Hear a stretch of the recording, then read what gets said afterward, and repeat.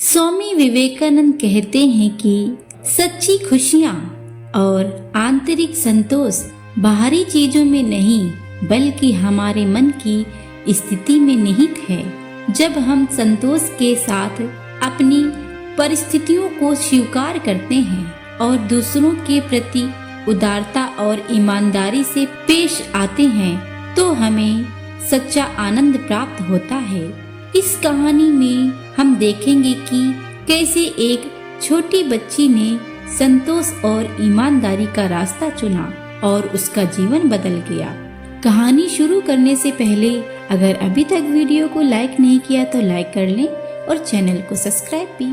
तो चलिए दोस्तों, कहानी शुरू करते हैं। एक बार एक देश में अकाल पड़ा, लोग भूखों मरने लगे। नगर में एक धनी दयालु पुरुष थे। उन्होंने सब छोटे बच्चों को प्रतिदिन एक रोटी देने की घोषणा कर दी। दूसरे दिन सवेरे बगीचे में सब बच्चे इकट्ठा हो गए। उन्हें रोटियां बंटने लगी। रोटियां छोटी बड़ी थी। सब बच्चे एक दूसरे को धक्का देकर बड़ी रोटी पाने का प्रयत्न कर रहे थे। केवल एक छोटी लड़की एक ओर चुपचाप खड़ी थी। वह सबसे अंत में आगे बढ़ी। टोकरे में सबसे छोटी अंतिम रोटी बची थी। उसने उसे खुशी से ले ली और वह घर चली आई। दूसरे दिन फिर रोटियां बटी। उस लड़की को आज भी सबसे छोटी रोटी मिली।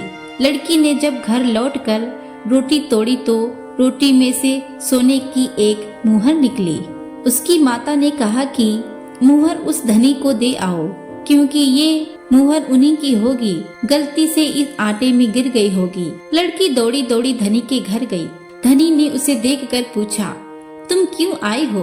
लड़की ने कहा, मेरी रोटी में यह मुहर निकली है, आटे में गिर गई होगी, देने आई हूँ, आप अपनी मुहर ले लीजिए। धनी बहुत प्रसन्न हुआ।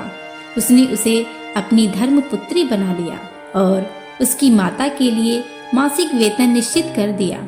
बड़ी होने पर वही लड़की उस धनी की उत्तराधिकारी बनी। तो मेरे प्यारे दोस्तों, इस कहानी में हमें ये सीख मिलती है कि संतोष और ईमानदारी से ही सच्चा सुख और सफलता प्राप्त होती है। स्वामी विवेकानंद कहते हैं कि सच्चा संतोष वही है जो हमारे मन को स्थायी खुशी देता है। भले ही हमारे पास कम हो, लेकिन यदि हम ईमानदारी और संतोष के साथ जीवन जीते हैं तो जीवन में खुशियों का अवसर मिलते हैं। उम्मीद करती हूँ दोस्तों ये वीडियो आप लोगों को जरूर पसंद आया होगा। अगर अभी तक वीडियो को लाइक नहीं किया तो लाइक कर लें और चैनल को सब्सक्राइब भी।